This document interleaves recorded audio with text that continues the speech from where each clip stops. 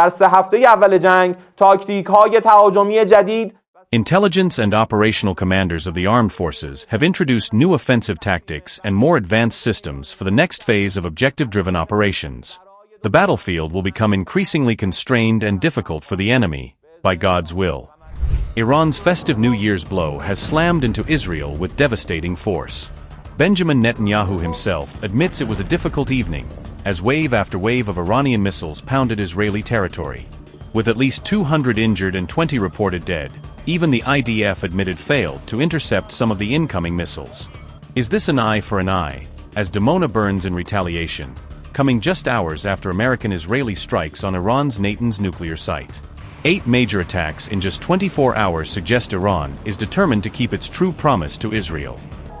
Iran launched a massive coordinated attack on Israel on March 21st, with direct impacts reported across multiple cities in the south and intense alerts sounding throughout the country. Iranian missiles made several direct impacts in the southern Israeli towns of Dimona and Arad, shattering the sense of security in communities that sit near Israel's most sensitive nuclear infrastructure.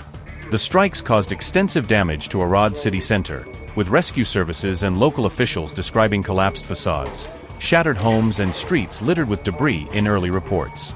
According to the IRGC, citing Israeli media, the attacks killed at least 20 people and injured some 200 in Arad alone, turning a quiet town into one of the deadliest scenes of this phase of the war.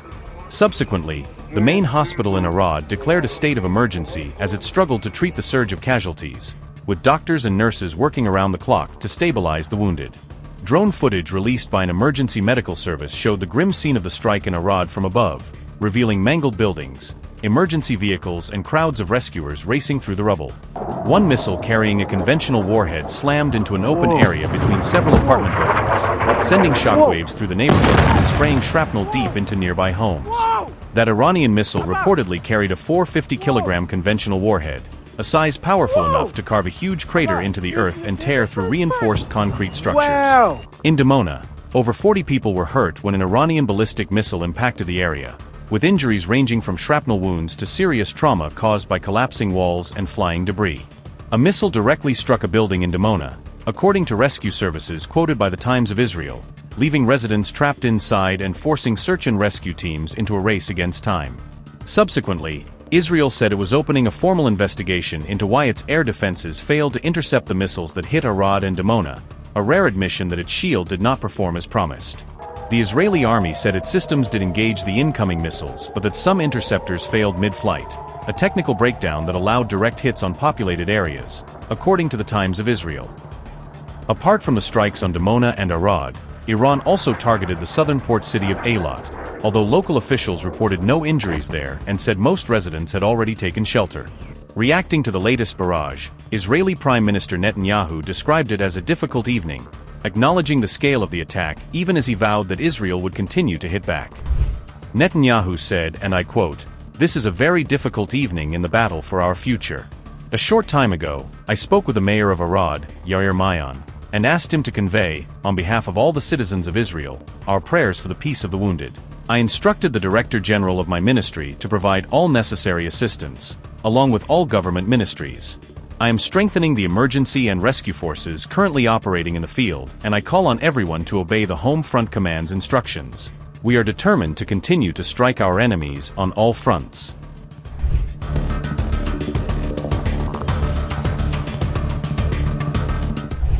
Iran openly said it targeted Dimona as a response to an earlier strike on its Natanz nuclear complex, framing the attack as direct retaliation in a tit-for-tat battle over nuclear facilities.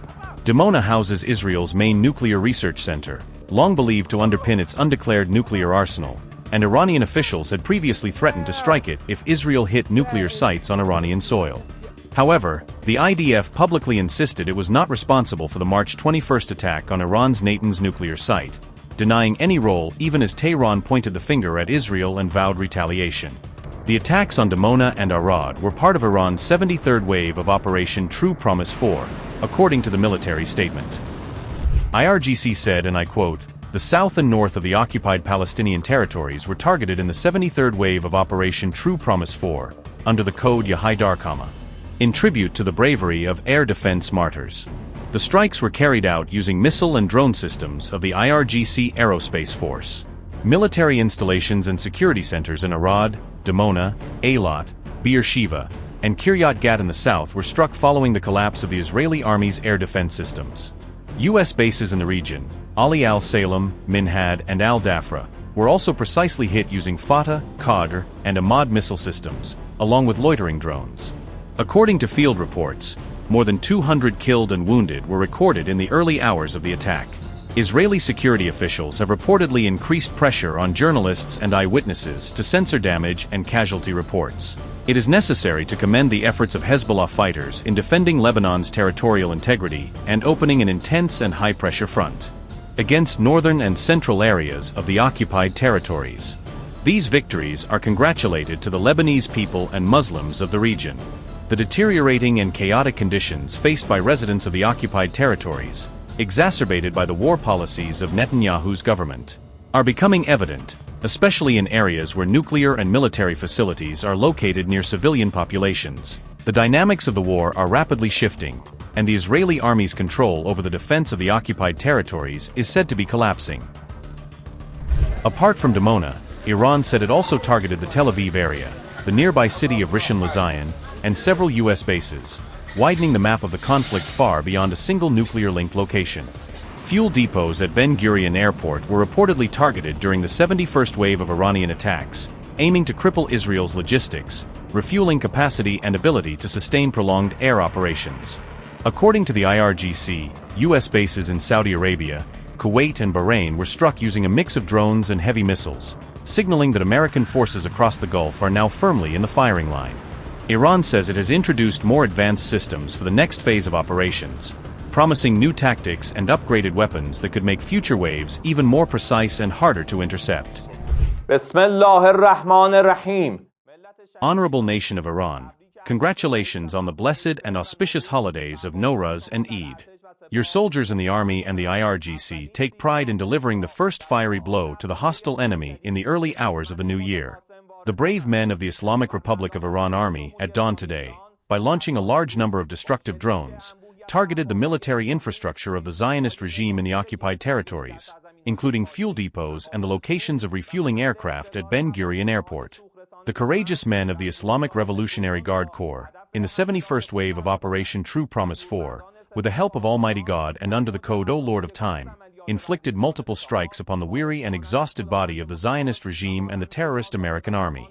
In a continuous and combined operation, immediately following previous waves of attacks, Tel Aviv, at the heart of the occupied Palestinian territories, and areas such as Rishon LeZion were targeted with very heavy, precision-guided missile systems, as well as multi-warhead heavy Qadr missiles and destructive drones.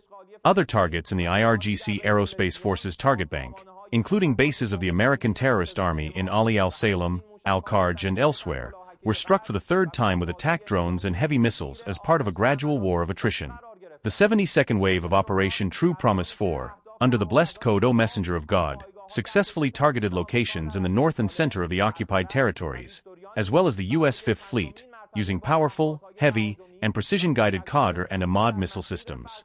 Last night, in the skies over central Iran, a fighter jet belonging to the Zionist regime, described as an advanced model, was hit around 4 a.m. by modern air defense systems of the IRGC Aerospace Force, operating under the Integrated National Air Defense Network. Upgraded indigenous offensive and defensive systems, by God's grace, will achieve even greater accomplishments. After monitoring, assessment, and full identification of enemy vulnerabilities in the first 3 weeks of the war, intelligence and operational commanders of the armed forces have introduced new offensive tactics and more advanced systems for the next phase of objective-driven operations. The battlefield will become increasingly constrained and difficult for the enemy, by God's will.